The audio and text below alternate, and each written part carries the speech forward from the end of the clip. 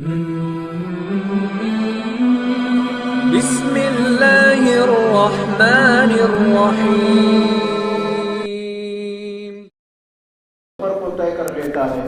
اور اس سفر میں آسانیاں ہی آسانیاں ہوتی ہیں،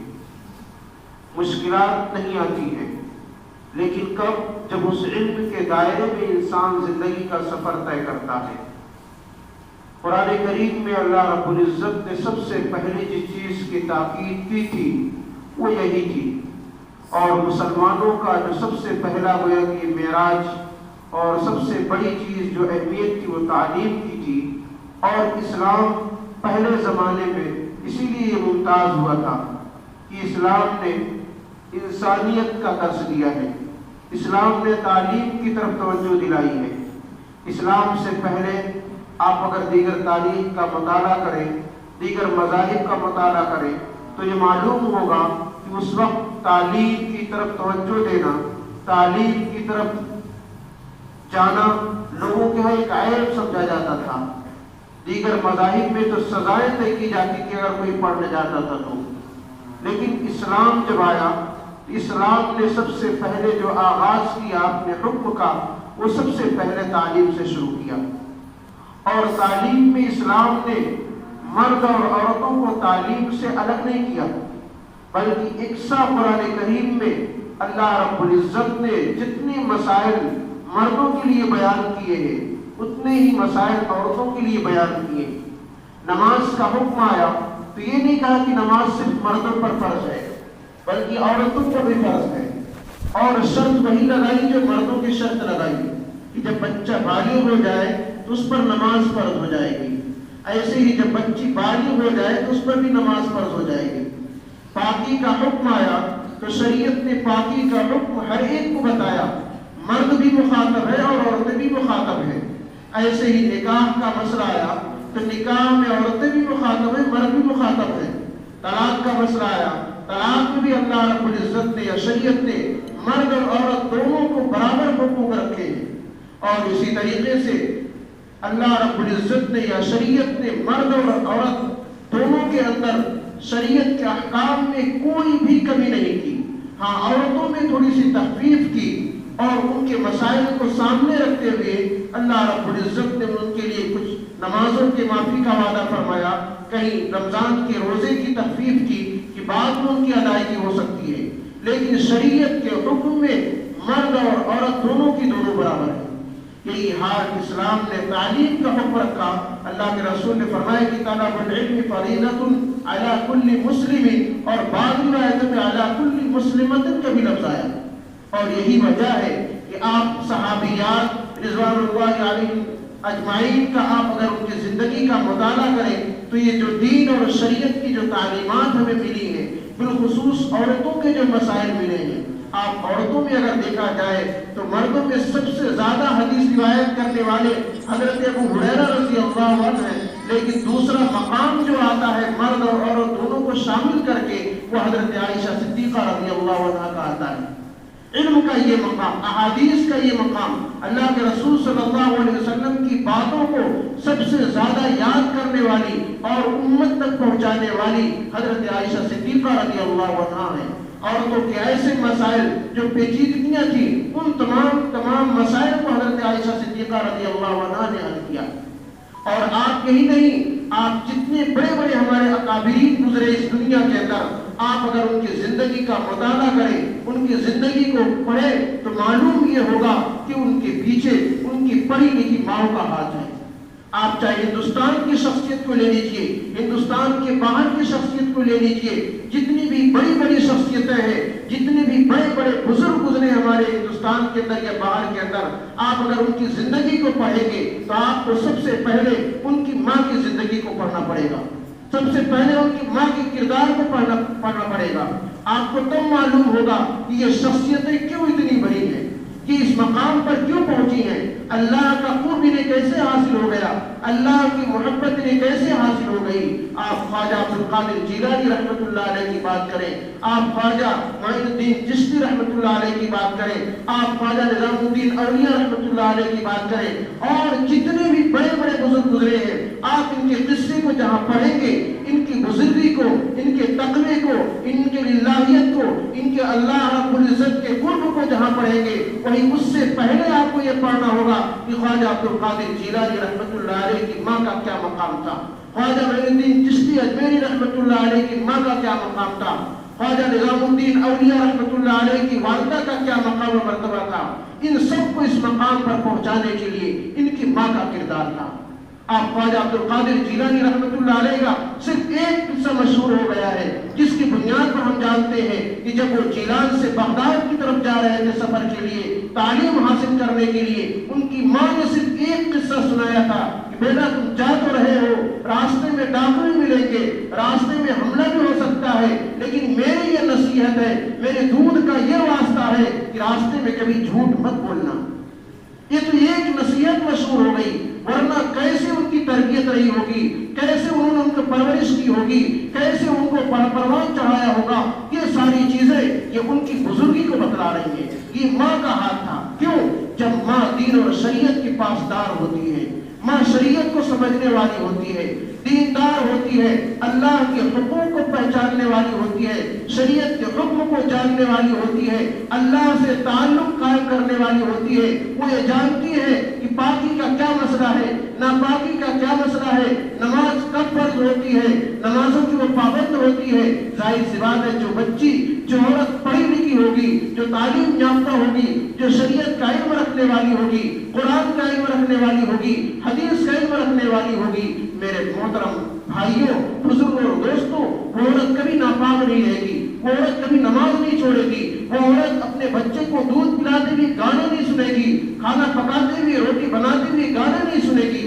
وہ اسے دین اور شریعت کا اہتمام ہوگا، شریعت کا حکم اسے سامنے ہوگا۔ چنانچہ آپ ذرا سوچئے، ایک بہت بڑے ڈاکٹر گزرے ہیں، ڈاکٹر علامہ اقبال، پوری دنیا جانتی ہے، آپ ان کی تربیت کا ذرا انداز سوچئے، ان کی ماں کیا کہتی ہے کہ ان کے والد صاحب کا پیشہ وکالت کا تھا، بیرسٹر تھے، وکیل تھے، اور ہم سب جانتے ہیں وکالت کا پیشہ کیسا ہوتا ہے کہ جو جتنا بڑا جھوٹ بول دے اور جتنا دھوکہ دے وہ سب سے بڑا وکیل مانا جاتا ہے۔ ان کی والدہ کا یہ تھا کہ جب علامہ اقبال رحمۃ اللہ علیہ پیدا ہوئے تو ان کی والدہ کو فکر ہوئی کہ میری روزی جو آ رہی ہے حرام روزی آ رہی ہے، اگر میں اس سے اپنے بچے کی پرورش کروں گی تو بچے کی نشو و نما بھی حرام طریقے سے ہوگی۔ یہ میرے محترم بزرگ دوستوں، یہ ان کے ذہن میں کہاں سے آیا؟ جب ماں دین اور شریعت کی پاسدار ہوتی ہے، دین اور شریعت کی تعلیم یافتہ ہوتی ہے، تب اس کے ذہن میں یہ بات آتی ہے۔ فوراً انہوں نے اپنے ذہن کو دوڑایا اور ساری جو روزیاں آ رہی تھی، سارے جو پیسے تھے، سب پر نظر پڑی،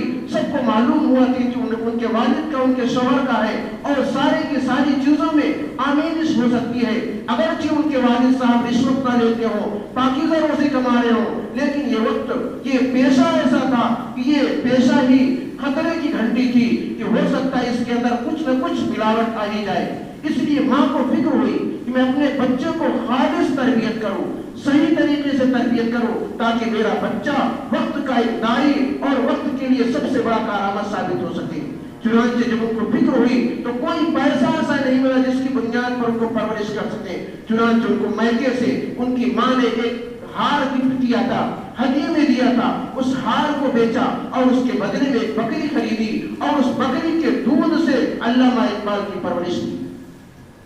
باپ کے پیسے سے بکری نہیں خریدی، بلکہ وہ پیسہ جو ماں کی جانب سے ہار ملا تھا اس کو بیچ کر کے، بکری خرید کر کے اس بکری کے دودھ کو پلایا اور علامہ اقبال کو بڑا کیا۔ اپنا دودھ نہیں پلایا، کیوں؟ اس لیے کہ میری پرورش جو ہو رہی ہے یہ شوہر کی کمائی پر ہو رہی ہے، ہو سکتا ہے اس کے اندر رشوت کی آمیزش ہو یا غلط مال مل گیا ہو، اور میرا دودھ جب بچہ پیے گا تو اس کے اندر وہ رشوت والی ساری چیزیں اس کے اندر آئیں گی، اور بس بچے کے اندر روحانیت میں، بچے کے اندر اللہ رب العزت سے قرب حاصل کرنے میں جو ذریعہ ہوگا وہ رکاوٹ بن جائے گی۔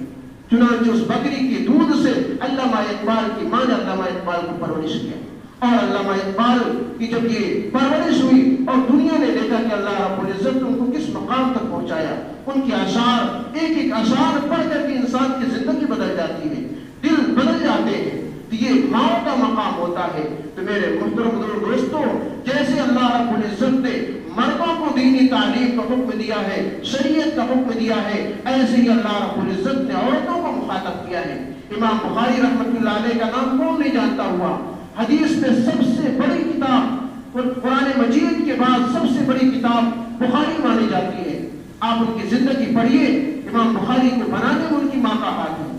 امام بخاری بچپن میں نابینا تھے، اندھے تھے، سنائی نہیں پڑتا تھا، دیکھتے نہیں تھی۔ ماں اتنی پریشان تھی، راتوں کو اٹھ کر کے اللہ رب العزت سے دعا کرتی تھی اور آنکھ مانگتی تھی، اور ایک سجدے میں ایک رات میں تو حد کر دی، اللہ رب العزت سے وعدہ کیا، اللہ جب تک میرے بیٹے کی بینائی نہیں واپس آئے گی تب تک میں اپنے سر کو سجدے سے نہیں اٹھا سکتی۔ اللہ رب العزت نے امام بخاری رحمۃ اللہ علیہ کی بینائی واپس کی، اور بینائی واپس نہیں کی، اللہ رب العزت نے ایسا ذہن، ایسا دماغ دیا، ایسی قوت حافظہ عطا کی کہ پوری دنیا کے لوگ حیران اور پریشان ہو گئے۔ امام بخاری رحمۃ اللہ علیہ، میرے محترم دوستوں، میرے کہنے کا مقصد یہ ہے کہ جب ہماری مائیں اور بہنیں تعلیم یافتہ ہوگی، دین اور شریعت پر آمادہ ہوگی، دین اور شریعت کی تعلیم ان کے دلوں میں ہوگا، تو یقین مانیے وہ ان کی گودوں میں جو بچے پروان چڑھیں گے، ان کی گود میں جو، ان کے شکم میں جو بچہ پروان چڑھے گا، وہ بچہ دین اور شریعت کا حامل ہوگا، وہ بچہ نیک ہوگا، وہ بچہ درد اور غم سہنے والا ہوگا، وہ بچہ دین اور شریعت کا پاس و لحاظ کرنے والا ہوگا۔ آج دنیا کے حالات کیسے ہیں، ایمان اور یقین کی کیسی لوگوں کے دلوں میں محبت ہے، ہم میں سے ہر ایک جانتا ہے۔ آپ ذرا اخبارات کا مطالعہ کریے اور پڑھتے بھی ہوں گے، آج کل ایسی ایسی چیزیں ہیں، پوری دنیا آپ کے سامنے نظر آتی ہے، کتنی بہنیں، کتنی مائیں اسلام سے پھرتی چلی جا رہی ہیں میرے بھائیوں، لیکن ہمارے اندر ذرہ برابر احساس نہیں ہوتا ہے، وہ اسلام سے نکلتی جاتی ہیں۔ کیوں؟ اس لیے ان کے لیے ہم نے دینی تعلیم کا انتظام نہیں کیا۔ ایمان کیا چیز ہے، یقین کیا چیز ہے، اسلام کیا چیز ہے، شریعت کیا چیز ہے، قرآن کیا چیز ہے، اللہ کے رسول صلی اللہ علیہ وسلم کی باتیں کیا ہے، مسلمان کا کیا مقام اور مرتبہ ہے، ایمان کی کیا حیثیت ہے۔ میرے محترم دوستوں، جس بچی کے اندر، جس ماں کے اندر، جس بہن کے اندر یہ چیز نہیں ہوگی، وہ دوسروں کا شکار ہوتی چلی جائے گی، اور اس کے لیے مذہب اور اسلام اور ساری چیزیں بیکار نظر آئیں گی۔ اور آج دنیا میں یہی ہو رہا ہے، ہماری ماں اور بہنوں کے ساتھ نمانم کیسے کیسے دھوکے کے ذریعے سے ان کو پھنسا کر کے اور ان کو دین سے ہٹایا جا رہا ہے، اور ہماری قوم دیکھ رہی ہے اور روز سنتی ہے، ایسے ایسے واقعات پیش آتے ہیں، لیکن ہمارے ذہن میں، ہمارے دماغ میں اس کو روکنے کی کبھی کوشش نہیں کرتے ہم، نہ ہمارے ذہن اور دماغ میں کوئی کوشش ہوتی ہے۔ میرے بھائیوں، ضرورت اس بات کی ہے کہ ہمیں جیسے اپنے بچوں کی فکر کرنی ہے، ایسے ہی بچیوں کی فکر کرنی ہے، جیسے بچوں کی ایمان کی فکر کرنی ہے، بچیوں کی ایمان کی فکر کرنی ہے، جیسے ہمیں بچوں کی فکر ہوتی ہے ہمارا بچہ صحیح راستے پر آنے والا ہو، راہ راست پر رہنے والا ہو، دین اور شریعت کا پابند ہو۔ میرے محترم دوستوں، آج کی اس نازک دور میں جہاں پر ہماری بچیوں کو ہوس کا نشانہ بنایا جا رہا ہے، ان کو دھوکے میں لا کر کے ان کے ایمان سے پھیرا جا رہا ہے، اسلام کی بدگمانی ان کے ذہنوں میں ڈالی جاتی ہے، اسلام کو بدنام کر کے ان کے ذہن و دماغ میں ڈالا جاتا ہے۔ میرے محترم دوستوں، ہمیں ضرورت اس بات کی ہے، ہمیں اپنے بچوں کے ایک ایک نقش قدم پر، ایک ایک حرکت پر نگاہ رکھنی ہوگی، وہ کہاں جا رہی ہے، کس وقت جا رہی ہے، کس کام کے لیے جا رہی ہے، یہ ہماری ذمہ داری ہے، اور ایمان کی، اسلام کی اہمیت ان کے دل میں بٹھانا یہ ہم سب کی ذمہ داری ہے۔ میرے محترم دوستوں، ایک بچی کا اسلام سے نکلنا، ارتداد کے راستے پر آنا،